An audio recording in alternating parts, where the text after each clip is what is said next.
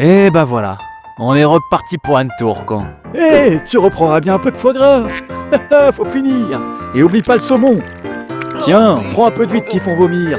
Et de la grosse dinde bien farcie à l'oignon. Ah bah c'est Noël, faut se régaler. Allez, on arrose tout ça avec de l'alcool à poison. Attends, je vais chercher la bûche. Comment ça, t'as plus faim? C'est moi qui l'ai faite. Faut y faire honneur. Ah, et puis prends des petits chocolats avec, qui sont à la crème de marron. Et les cadeaux. Une orgie de cadeaux, à plus quoi savoir en foutre. Ah là là, Noël, quel banger. Allez-y, faites-vous plaisir si ça vous régale de vous faire vomir après chaque repas. Tant que vous passez un bon moment en famille avec le tonton De toute façon, raciste, c'est toujours les mêmes. la cousine féministe, Mais genre, le grand-père aigri qui raconte les horreurs de la guerre et j'en passe. Vous savez, on dirait pas comme ça, mais j'adorais Noël. Ouais, Noël, c'est une tradition capitaliste qui pousse le peuple à la consommation, mec. Wow, on peut s'amuser un peu. On peut relâcher la pression de temps en temps et arrêter de se gaver d'antidépresseurs pendant une semaine dans l'année, con. Bon, je disais, Noël, et c'est stylé. Quand j'étais petit, j'attendais ce jour avec tellement d'impatience. On recevait les catalogues de jouets dans la boîte aux lettres un mois avant, et notre mission, en tant qu'enfant, c'était d'entourer les jouets qu'on voulait que le Père Noël nous ramène. Moi, je savais que le Père Noël, il n'existait pas. Oupsie, désolé du spoiler. Mais je faisais comme si je savais pas que c'était mes parents qui allaient raquer, et je tentais le coup. Je choisissais des cadeaux de petits enfants gâtés, gavés au sucre. En même temps, c'est ce que j'étais. Ma maman m'achetait un calendrier de l'Avent en forme de sapin dans lequel elle mettait des Maltesers.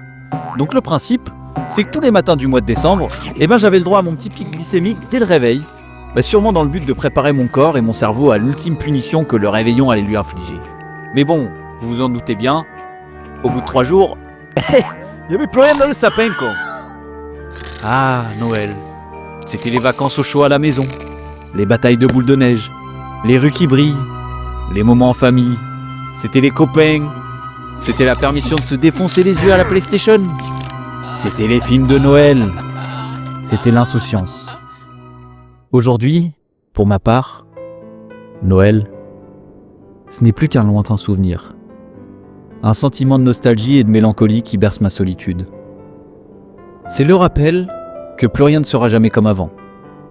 Le cadeau qui me fait le plus plaisir, c'est un chèque qui m'aidera à payer mon loyer. Au repas, je me préoccupe surtout de savoir ce qui va pas me dégommer le lendemain.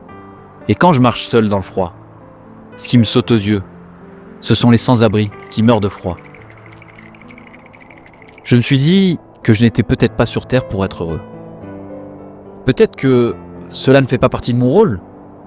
Comme je le dis tout le temps, je crois que je suis là pour changer le monde. Et ça n'implique pas mon bonheur. Alors, j'ai décidé d'arrêter de lui courir après, de ne plus m'en soucier. Et vous savez quoi? C'est à ce moment-là que l'univers a décidé de m'envoyer un signe. Et si tout était déjà là, sous mes yeux?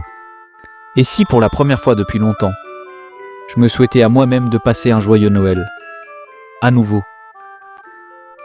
Du fond du cœur, joyeux Noël à tous.